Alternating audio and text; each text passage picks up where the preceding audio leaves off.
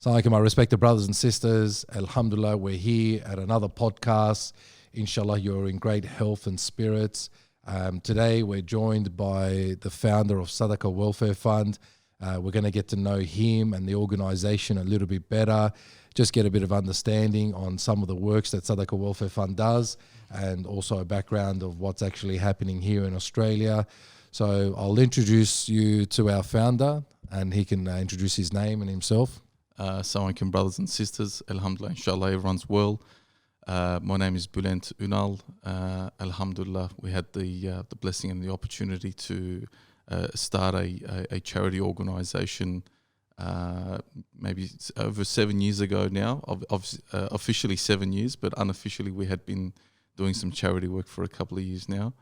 And Alhamdulillah, we had the opportunity to have a visit, and Brother Coskun was able to do our first visit to Bangladesh with another brother of ours, and we realised that the need was much more than what we anticipated, and we realised the best way to reach the needy in all of these countries was to actually set up a professional charity organisation, a non-for-profit, and have it registered with the Australian Charities Non-for-Profit Commission, and ensure that we can reach those in need with the hard-earned amana from our brothers and sisters here in Australia.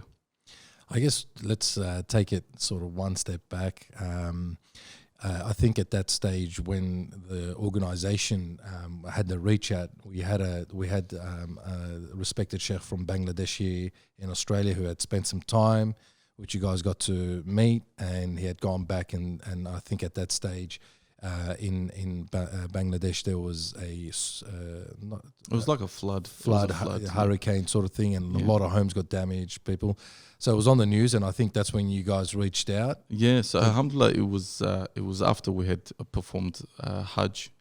We were at the mosque sitting with another brother talking about the how do we help the Ummah and how do we reach out to the needy, especially after meeting so many different brothers at Hajj during our Hajj pilgrimage. So alhamdulillah, we were told that there was a sheikh that had returned back to Bangladesh after his visit to Australia and New Zealand, and we wanted to reach out and just see what was happening in Bangladesh on his end, because he had been doing a lot of charity work on his own there.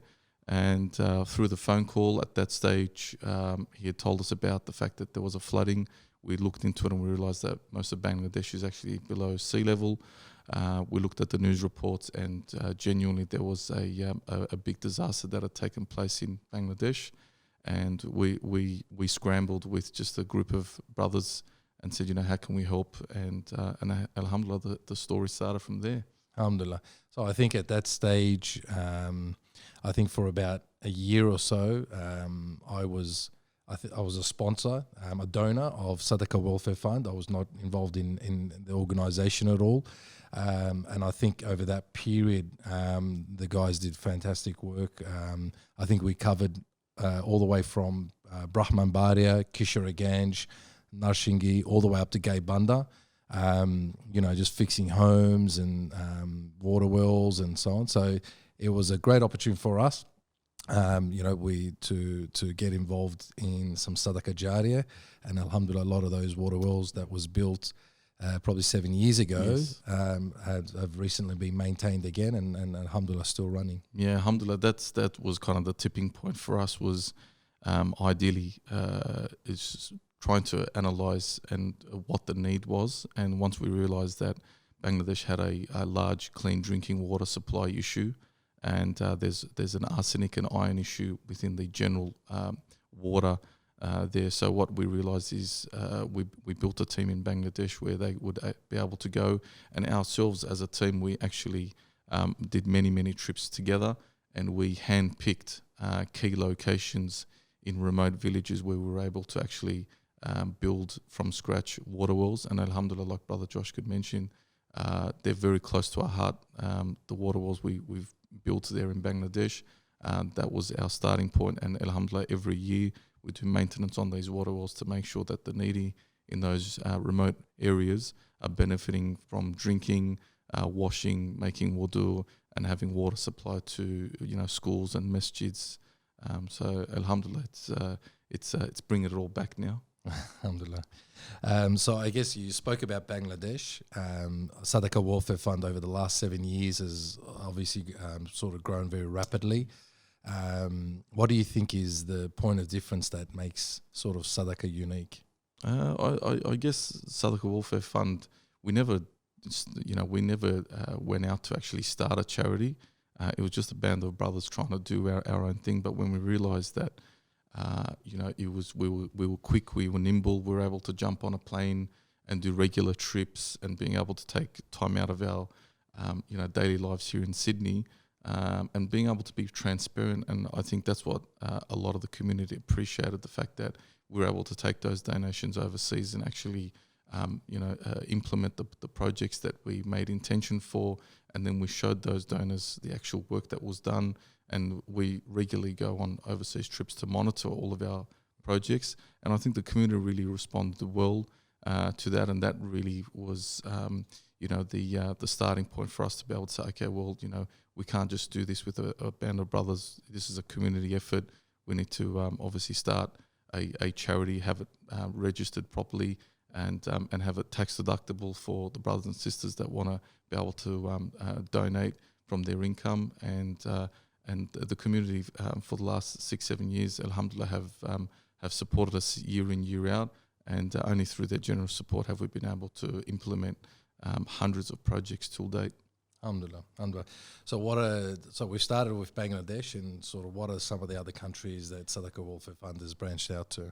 Alhamdulillah, we were working in Bangladesh for a couple of years, and we really wanted to see how we could help, especially with the Syrian crisis and the war that was happening there. We'd been working behind the scenes trying to work out what was the best way to assist the Syrians that were actually coming into Turkey. Having a Turkish background, we obviously spoke to the government officials in Turkey, and through those partnerships, we were able to get access to a lot of the Syrians that were coming in, that were pretty much in raw form, that were either being housed in refugee camps or in temporary accommodation. We were able to reach them through Ramadan food packs or fitr packs or warm cooked meals, and Turkey was definitely took us by surprise, the amount of work that we took on by actually getting the green light for Turkey. But yes, look, definitely there's a lot of other countries. We've been working in Palestine, in Gaza for the last couple of years, and we've had alhamdulillah, some great long-term projects that we've been doing there, especially with our water stations and clean water supply, Ramadan food packs and iftars each Ramadan. We've got our prosthesis projects ongoing there for the brothers that have been injured in some of the protests there. And we were the first ones to respond to the Rohingya crisis when Burma made a push for the Rohingya Muslims to be pretty much kicked out or evacuated out of the country. And we jumped on a plane, and we were one of the first responders to be on the ground. And it was just very, very raw. And there's so many other countries. Yemen, we've got Yemen. Yeah, we've got Palestine in general. We've got Syria. We've ventured also to help the Syrians in Lebanon. We've got 2 teams there working through the camps. Indonesia. Indonesia again took us by surprise as well. Definitely, we made some inquiries straight after the late 2018 tsunami and earthquakes that took place there. And we realised that not a lot of support was taking place. So we packed our bags and we headed to the islands that were most affected, which was Palu and Lombok Islands, and that's where we realised that there was again issues in regards to housing and accommodation for the families that had lost their homes, but also again they had lost main infrastructure in regards to clean water supply, and that again opened the door for us to be able to create clean water wells for the communities there on the islands, new housing projects that we created there on the islands, and that opened obviously other opportunities in regards to finding that there was a need for doing education and scholarship programs that we've done again on another island in Malang. And alhamdulillah, every time there's emergency relief or a crisis, we've done our best to respond to that. Locally, we've been working very hard, especially We had the last year we had the Christchurch massacre, and we sent teams twice there to obviously support them whichever way we could, and we stayed in touch with the victims there, and we had another team recently in March attend Christchurch to be with the families and show some support to them, and obviously we had the recent bushfires, and again Brother Joshkin coordinated our bushfire response by us banding together with our volunteers and another local charity, and we were able to scramble a lot of aid to an area called Mogo, which is just outside of Bateman's Bay, and they were very surprised with the support. As the roads opened, we were able to access a community there, and we were able to take a food truck, an ice cream truck, portable gas stoves, portable showers.